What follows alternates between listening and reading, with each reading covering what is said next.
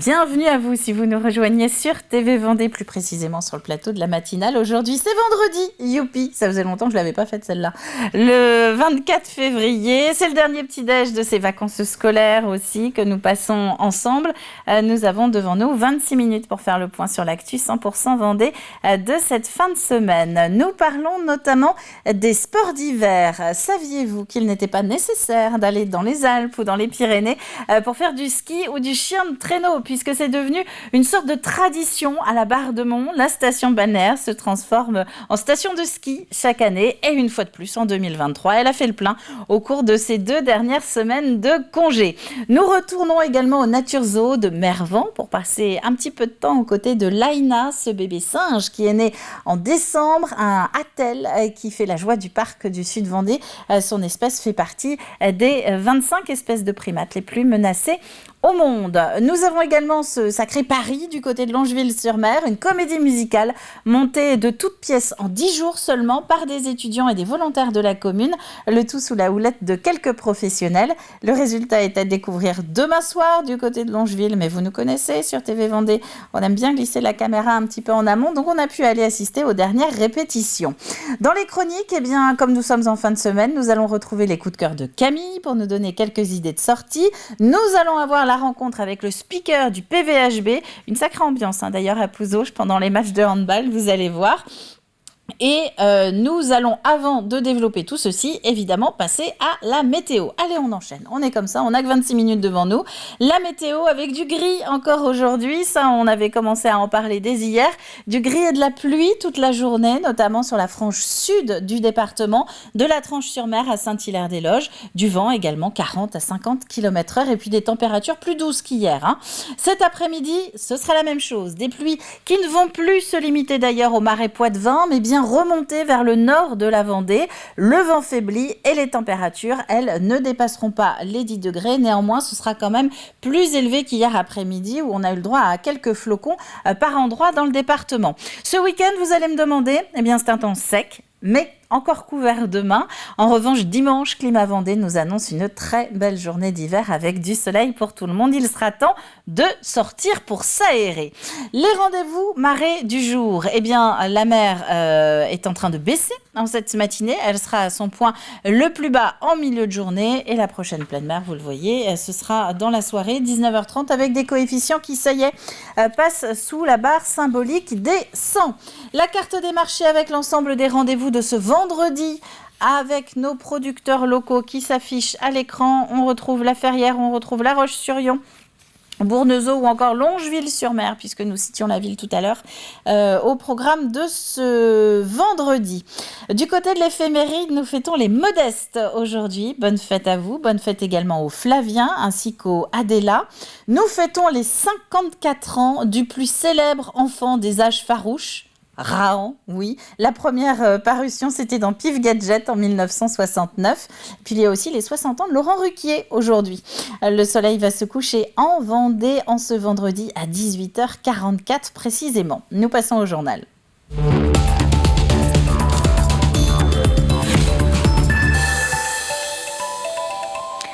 Et nous commençons avec la fin des vacances scolaires qui se profilent pour les petits Vendéens. Lundi, ce sera le retour à l'école pour cette nouvelle semaine, une période au cours de laquelle les élèves de terminale notamment vont devoir lister leurs vœux définitifs pour le post-bac. Mais d'ici là, eh bien, certains vont pouvoir raconter leur virée au sport d'hiver sans avoir quitté la Vendée. La Bardemont fait de nouveau le plein avec ses vacances d'hiver et ses activités qui sont devenues emblématiques en basse saison, les balades en raquettes, les descentes de luge ou encore la rando en chien de traîneau. Agathe Poulet, Alexandre Debray. Ok, c'est bien mon Sparrow, ouais. Ok, les chiens, allez. Marius et Louis font leur baptême en chien de traîneau. Un traîneau remplacé ici par un quadricycle que les 10 bêtes de l'attelage tirent pendant près de 3 km. Les chiens, allez.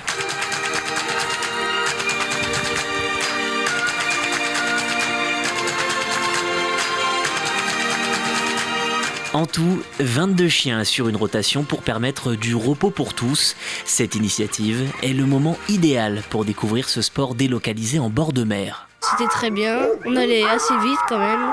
Ouais, j'ai adoré, j'aimerais bien en refaire. Dans les descentes, ça allait vite Et on est allé à l'arrière pour piloter un petit peu. Ouais, c'est une chouette alternative et du coup, c'est vrai que c'est plus simple, c'est pas très loin de la maison, donc c'est chouette. Voilà 10 ans que l'association des chiens nordiques de Vendée propose cette expérience. Un rendez-vous en partenariat avec la mairie de la Barre-de-Mont très prisée. La centaine de places a très vite trouvé preneur. Dans l'imaginaire des gens, voilà, il y a une part de rêve un peu, les chiens de traîneau, la neige, etc. Bon, il y a la proximité ici en Vendée qui permet pour des gens qui n'ont pas forcément ou les moyens ou la possibilité d'aller à la montagne, de découvrir ce type d'activité, qui plus est à un prix ultra attractif, puisque donc c'est la mairie qui fixe les tarifs et voilà, ça défie toute concurrence, quoi. Pour les plus téméraires, l'association propose aussi une randonnée de 7 km en 30 minutes. Mais pour cela, il faudra se ruer sur les places lors des prochaines éditions. Et oui, car comme vous le laisse entendre Alexandre Debray, bien quasiment toutes les activités de ces vacances d'hiver à la Barre-de-Mont affichent complet pour cette année. Il reste quelques places pour le ski sur roue demain et dimanche. Une semaine après la découverte d'un nouveau dauphin mutilé dans le golfe de Gascogne, les associations Sea Shepherd et France Nature Environnement sont auditionnées par le Conseil d'État aujourd'hui. Une mobilisation pour dénoncer les pratiques de pêche au large de nos côtes atlantiques, des méthodes qui, d'après les associations, piègent tous les hivers les dauphins dans des filets. C'est ce qui provoquerait d'ailleurs l'échouage ensuite des cadavres sur les plages, notamment vendéennes. Plus de 120 dauphins échoués ont été recensés depuis le début de l'année entre la Bretagne et le Pays Basque. Ce qui est demandé du point de vue juridique, du coup, au Conseil d'État, c'est de mettre en demeure l'État, la France, voilà, de respecter les obligations de protection d'une espèce protégée et aujourd'hui menacée, en édictant, en fait, où on s'appuie là sur les données scientifiques, les recommandations scientifiques les plus récentes. La seule solution actuellement envisageable qui permettrait de réduire, de ramener ces captures accidentelles à un taux qui ne mettrait pas en péril la survie de la population de dauphins communs du golfe de Gascogne, c'est des fermetures temporelles des activités de pêche qui sont à l'origine de ces captures. Donc fermeture temporelle, c'est la période, en gros, décembre-mars. En bref, à présent, une question. Quel avenir pour les Galeries Lafayette à La Roche-sur-Yon ? L'implantation vendéenne fait partie de la vingtaine de magasins de l'enseigne qui bénéficient d'une procédure de sauvegarde, et ce depuis mercredi. C'est-à-dire que les galeries rencontrent des difficultés financières, mais ne sont pas encore en cessation de paiement. Commence donc maintenant une période d'observation de 6 mois pour poursuivre l'activité, maintenir les emplois et régler les éventuelles dettes. À l'issue de la période et en fonction de l'évolution de cette activité, le tribunal décidera du placement ou non des galeries en redressement judiciaire. Vous avez pu découvrir hier les premières images de Laïna, ce bébé Attelle né il y a 2 mois maintenant au Nature Zoo de Mervan. Une naissance plutôt inespérée pour ce parc, ce petit singe faisant partie des 25 espèces les plus menacées au monde. Laïna entame maintenant de longs mois accrochée à sa maman pour découvrir son nouvel environnement. Agathe Poulet. Blottie au chaud dans les bras de sa maman, Laïna est la petite dernière de cette famille d'Attelle au ventre blanc. Un heureux événement qui a eu lieu le 28 décembre dernier au zoo de Mervan. C'était une belle nouvelle qu'on avait déjà anticipée parce qu'on avait vu plusieurs mois avant que la femelle était gestante et on avait à peu près calculé la naissance et c'est tombé pile poil dans la semaine et donc on avait tout préparé à l'avance. Le petit bébé est né dans le bâtiment de nuit et ça s'est très bien passé, la mère s'en occupait très bien. Vivant principalement dans la canopée en Colombie et au Venezuela, cette espèce fait partie des plus menacées au monde par la déforestation et dont la période de reproduction a lieu seulement une fois tous les 4 ans. Le bébé va avoir une éducation très longue. À peu près 1 an, le bébé va rester accroché au ventre de la mère, vraiment ne pas du tout se déplacer. Et il va téter pendant au moins 3 ans de sa vie. Donc c'est quand même assez long, c'est pour ça que la mère ne peut pas faire d'enfants, d'autres petits avant ses 4 ans. Des naissances rares qui font partie des programmes d'élevage mis en place par l'Association européenne des zoos et des aquariums, l'ASA, pour préserver les espèces en voie de disparition. Nous essayons de répondre au maximum à toutes les normes que nous imposent ces programmes d'élevage et notamment de faire de la reproduction chez certaines espèces ou dans certains cas de stopper un petit peu la reproduction pour éviter tous les problèmes de consanguinité et garder des espèces saines. L'avantage des zoos, c'est qu'on est tous en contact, notamment par les vétérinaires pour les études scientifiques et pour que chacun puisse apporter sa contribution à l'espèce. Et on arrive comme ça à avoir des naissances dont on est très fiers. Chaque année, le zoo de Mervan voit ses familles s'agrandir avec plusieurs nouveau-nés comme dernièrement des touracos et des lémuriens. Et d'ici les prochaines vacances scolaires, le Nature Zoo de Mervan est ouvert les mercredis, samedis et dimanche après-midi.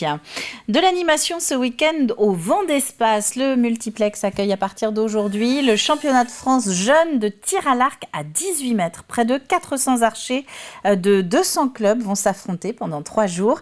C'est d'ailleurs l'événement phare de la fin de saison en salle pour les jeunes licenciés.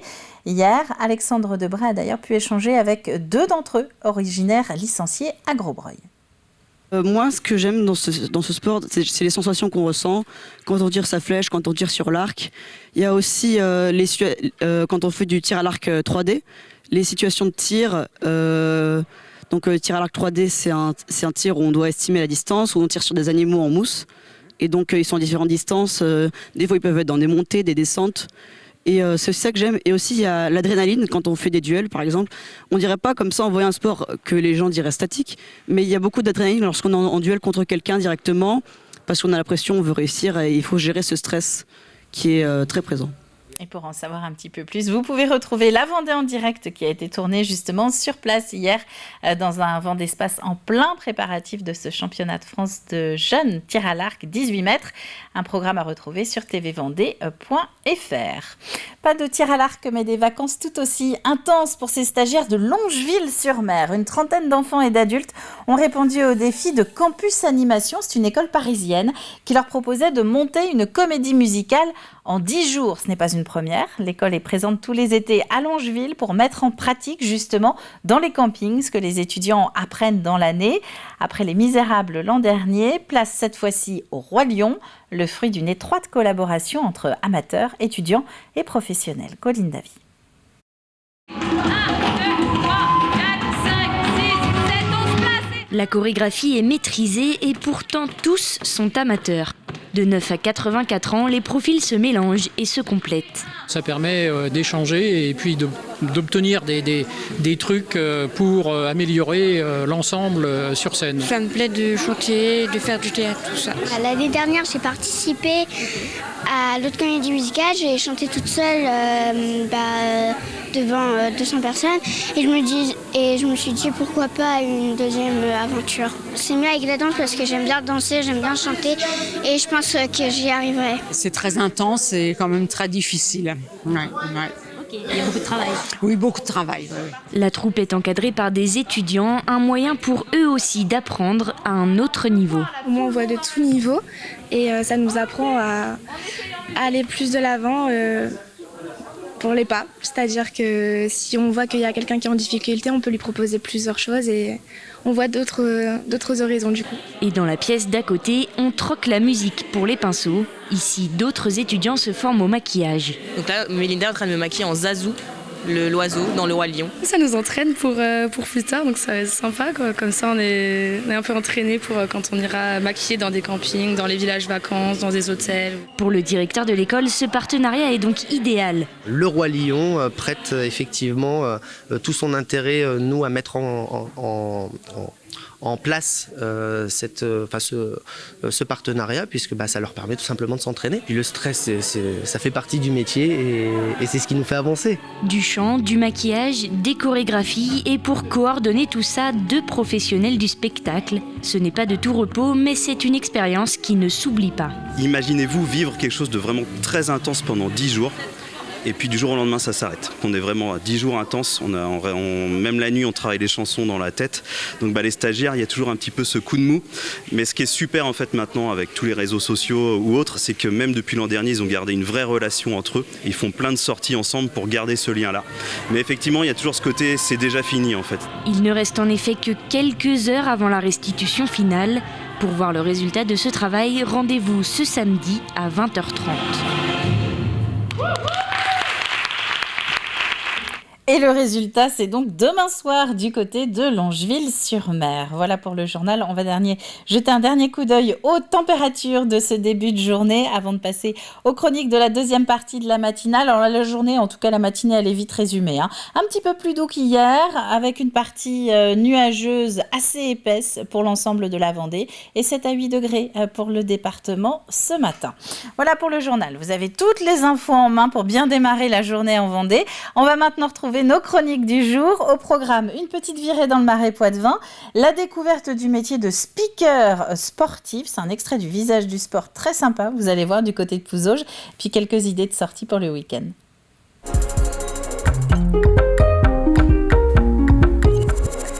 Mais nous partons donc pour commencer dans le Marais Poitevin. Vous le savez sans doute, l'espace est labellisé Parc naturel régional.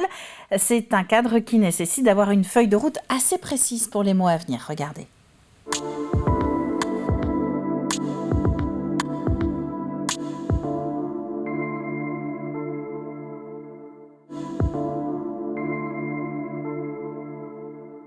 On a plus de moyens sur notre programme d'activité. On a un programme d'activité qui se chiffre à près de 4 millions d'euros, 3,9 millions plus exactement, et qui à la fois consolide l'équipe de permanents dans ses actions, donc paysagistes, architectes, etc., sur l'accompagnement de l'ensemble des communes et des partenaires sur les différentes actions, mais également met en œuvre des moyens concrets. En premier lieu sur la biodiversité, je disais que c'était notre axe prioritaire et c'est le cas puisque là on agit à la fois sur l'entretien de milieux naturels un peu partout sur le territoire. On a également tout ce qui concerne l'agriculture, l'aide à l'élevage, le maintien des prairies, l'entretien des communaux, la pose de barbelés, de barrières, etc., donc qui est un axe aussi très très important. On a donc l'enjeu climatique qui chapeaute un peu l'ensemble de nos actions et on va finaliser un dossier donc, pour obtenir des moyens conséquents de l'Europe par un LIFE gouvernance climat. Chaque mot est important, c'est l'enjeu climatique mais aussi la possibilité d'associer l'ensemble des habitants à cet enjeu-là.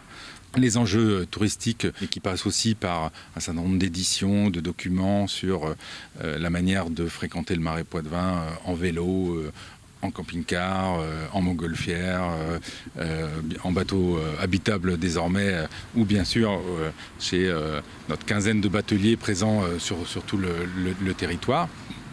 Et puis également les actions d'accompagnement des communes sur des enjeux de renaturation.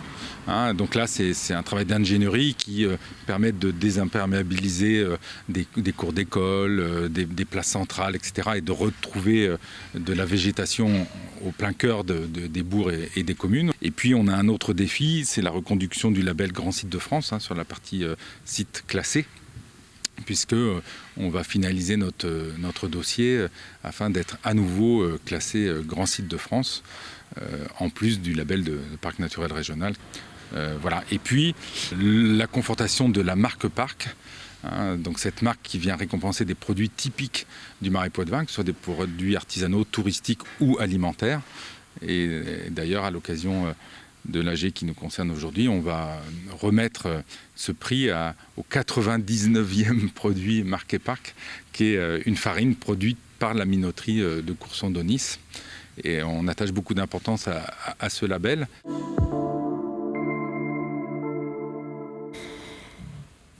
Et on aime à rappeler sur l'antenne que le Marais Poitevin ne se cantonne pas aux embarcadères de Danvix ou de Coulon, même qui est juste à côté chez nos amis des Deux-Sèvres. Non, le parc naturel régional, il englobe tout le sud Vendée jusqu'au littoral, du côté de Jars-sur-Mer et la Tranche-sur-Mer. C'était la petite minute de géographie de proximité. On va avoir des idées de sortie pour le week-end maintenant.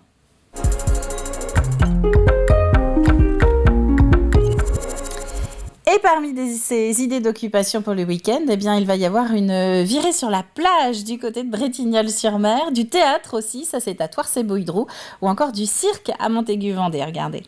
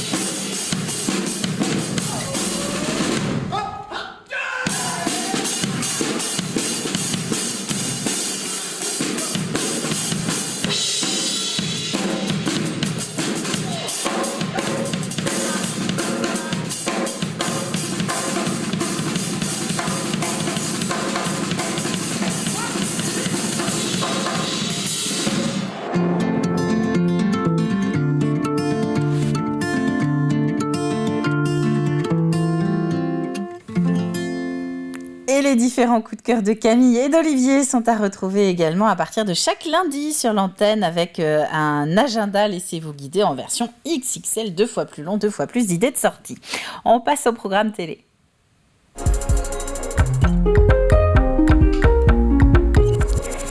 Et nous allons partir ce matin dans les coulisses du PVHB, le Pouzauges Vendée Handball. Un match, ce sont des joueurs sur le parquet, évidemment, mais également toute une équipe autour pour les accompagner. Et dans ce staff, il y a une sorte de chef d'orchestre, un chauffeur de salle, c'est le speaker. Pour le PVHB, c'est Denis Janto. Il est donc speaker et à l'affiche du Visage des Sports de cette semaine sur TV Vendée. Le coup d'envoi du match, c'est 19h. Moi, généralement, j'arrive vers 17h15. Je commence par installer mon matériel. Je le fais relativement de bonne heure parce que s'il y avait un petit problème de son, de quoi que ce soit, ça nous laisse un petit laps de temps pour pouvoir réparer l'erreur, enfin réparer la petite chose qui n'irait pas comme on veut. C'est comme ça qu'on fait. Salut Alex. Salut. Ça va? Bien. Alex, tu mets bien les gens dans le noir ce soir? Ouais. Parce que je vais faire allumer les portables à l'équipe de Pouzauges. Ensuite, je m'en vais voir chaque équipe, notamment les pom-pom girls. J'ai bien reçu ta clé USB, donc j'ai bien rentré toutes les lignes.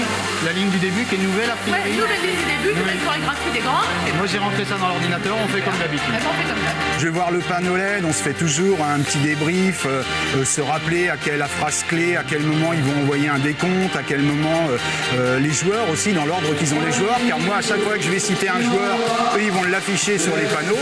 Céline, tu viens juste te voir par rapport donc au match ce soir. Thibaut Groult, donc ça c'est le nouveau joueur qui vient d'intégrer. Méthodiquement, je fais toujours un petit peu pareil pour être sûr de rien oublier. Voilà les amis, bonsoir à tous ceux que j'ai pas vus il y a 10 petites minutes, la première fois que j'ai ouvert le micro. Comment ça va? Comment allez-vous? Ah, le chef d'orchestre, il a parfois du stress, oui. Il a besoin que ça commence bien. Les premiers mots que tu vas dire au public, il ne faut pas bafouiller, il faut rentrer dans sa bulle. Mais ça, c'est personnel, c'est une réaction personnelle. Moi, j'ai besoin que d'entrée de jeu, on communique bien et en général, après, le stress s'enlève. Il y a toute une méthodologie, à vrai dire, à suivre entre arriver avant le protocole du match, parler aux gens, chauffer les gens, comme on dit, chauffer la salle. Ensuite, bien suivre le protocole, les arbitres, l'équipe adverse, chaque joueur. J'accueille Marguerite. Marguerite, c'est la mascotte. Et on va bien sûr accueillir la mascotte. Je vous demande d'accueillir, d'applaudir bien fort Marguerite. Les mains, tout le monde. Et alors, les mains, on les voit pas chez vous. Pour retrouver l'intégralité de ce Visage du Sport avec Denis, qui est donc le speaker du PVHB, c'est tout au long de la journée sur l'antenne, ainsi que sur nos différentes plateformes à la demande. On passe au jeu pour la toute dernière ligne droite de la semaine.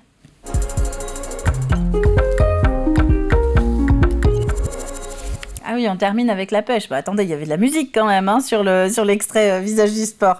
Alors, la question que nous vous posons depuis lundi, c'est que nous cherchons le nom de ce modèle de bateau qui est actuellement en travaux à l'Herbaudière, un bateau bien particulier accompagné par la Fondation du Patrimoine. Indice du jour, c'est un navire utilisé notamment pour le débarquement des troupes alliées lors de la Seconde Guerre mondiale. Alors, pas celui-ci exactement, mais en tout cas ce modèle. Vous avez jusqu'à ce midi pour envoyer votre réponse sur tvvendée.fr et tenter de remporter des places pour assister à un match de basket cette fois-ci, le Vendée Chaland Basket, match de la saison régulière de l'équipe de National 1.